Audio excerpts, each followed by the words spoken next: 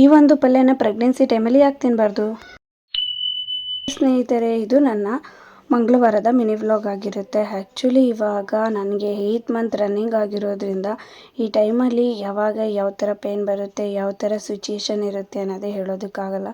So ಹಾಗಾಗಿ ವಿಡಿಯೋನ continue ಮಾಡೋದಕ್ಕಾಗಿರಲಿಲ್ಲ. ಹಾಗೆಯೇ ನನ್ನ ಮಗನಿಗೂ ಕೂಡ ಹೆಲ್ತ್ ಇಶ್ಯೂ ಇರೋದ್ರಿಂದ ಮಾಡಿರಲಿಲ್ಲ. ಇವಾಗ ಪರವಾಗಿಲ್ಲ, ಅಂದರೆ ಜ್ವರ ಎಲ್ಲ ಕಮ್ಮಿ ಆಗಿದೆ. ಸ್ವಲ್ಪ ಕೆಮ್ಮು ಹಾಗೇ ಇತ್ತು. ಬಟ್ ರಜಾ ಹಾಕ್ಸಿದ್ರೆ ಈಗ ಎಕ್ಸಾಮ್ ಟೈಮ್ ಬೇರೆ ಹತ್ರ ಬರ್ತಾ ಇದೆ. ಆಮೇಲೆ ಹೋಮ್ ವರ್ಕ್ಗಳಂತೂ ತುಂಬ ಬಿದ್ದೋಗ್ಬಿಟ್ರೆ ಇವನ ಕೈಲಿ ಬರೆಸೋದು ನನಗೆ ತುಂಬ ಕಷ್ಟ ಆಗುತ್ತೆ. ಹಾಗಾಗಿ ಹೋಗು ಅಂತ ಹೇಳಿ ರೆಡಿ ಮಾಡಿದೆ. ಪಾಪ ಹೋಗೋದಕ್ಕೆ ತುಂಬಾ ಬೇಜಾರು ಮಾಡ್ಕೊಂಡು ಹೋಗ್ತಾಯಿದ್ದ. ಆಟೋದವರು ಇವತ್ತು ಅಲ್ಲಿ ಚಪ್ರ ಹಾಕಿದ್ದಾರೆ ಅಂತ ಹೇಳಿ ಮನೆ ಹತ್ರ ಬಂದಿರಲಿಲ್ಲ, ಟೆಂಪಲ್ ಹತ್ರನೇ ಇದ್ದರು. ಸೊ ನಮ್ಮ ಅತ್ತೆನೇ ಕರ್ಕೊಂಡೋಗಿ ಅವನನ್ನು ಆಟೋ ಹತ್ತಿಸಿ ಬಂದರು. ಹಾಗೆಯೇ ಟಿಫನ್ಗೆ ಅಂತ ದೋಸೆ ಮಾಡಿ, ಚಟ್ನಿ ಮಾಡಿ, ಕುಂಬಳಕಾಯಿನ ಪಲ್ಯ ಮಾಡಿದರು. ಆ್ಯಕ್ಚುಲಿ ಈ ಪ್ರೆಗ್ನೆನ್ಸಿ ಟೈಮಲ್ಲಿ ಕುಂಬಳಕಾಯಿನ ಪಲ್ಯನ ತಿನ್ನಬಾರ್ದು, ಏಕೆಂದರೆ ಮಗುಗೆ ಕೆಂಬಾರ ಆಗುತ್ತಂತೆ. ಲಾಸ್ಟ್ ಟೈಮ್ ಕೂಡ ನನ್ನ ಮಗನದ್ರಲ್ಲಿ ಹೀಗೆ ಹೇಳಿದರು. ನಾನು ನಂಬಿರಲಿಲ್ಲ, ಏಕೆಂದರೆ ನನಗೆ ಕುಂಬಳಕಾಯಿನ ಪಲ್ಯ ಅಂದರೆ ನಿಜ ತುಂಬ ಅಂದರೆ ತುಂಬಾ ಇಷ್ಟ.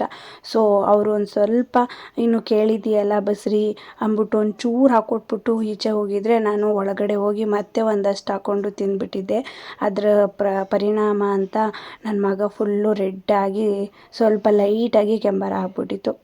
ಸೊ ಅವಾಗಾಗಿದ್ದ ಮಿಸ್ಟೇಕು ಈ ಸಲ ಆಗೋದು ಬೇಡ ಅಂತ ಹೇಳಿ ಹಾಗೆ ಸ್ಮೆಲ್ ತೊಗೊಂಡು ಸುಮ್ಮನೆ ಆಗಿಬಿಟ್ಟೆ. ಹಾಗೆಯೇ ಹೊಸದಾಗಿ ಮದುವೆ ಆಗಿರೋಂಥ ಜೋಡಿ ಬಂದಿದ್ದರು. ಅವರು ಕೂಡ ಚಾಮುಂಡೇಶ್ವರಿ ಟೆಂಪಲ್ಗೆ ಹೋಗೋಕ್ಕೆ ಅಂತ ಹೊರಟಿದ್ರು. ಆಮೇಲೆ ತಿಂಡಿ ತಿಂದು ಮಾತ್ರೆ ತೊಗೊಂಡು ಒಂದು ಆ್ಯಪಲ್ ಕಟ್ ಮಾಡಿಕೊಂಡು ನಾನು ಕೂಡ ತಿಂದು ಕೂತ್ಕೊಂಡೆ. ಅಷ್ಟರಲ್ಲಿ ಟೈಮ್ ಹಾಗೇ ಹೋಯಿತು. ನನ್ನ ಮಗ ಸ್ಕೂಲಿಂದ ಬಂದೇ ಬಿಟ್ಟ. ಇವಾಗ ಸ್ಕೂಲಲ್ಲಿ ಒಂದು ಆ್ಯಕ್ಟಿವಿಟಿ ನಡೀತಾ ಇದೆಯಂತೆ.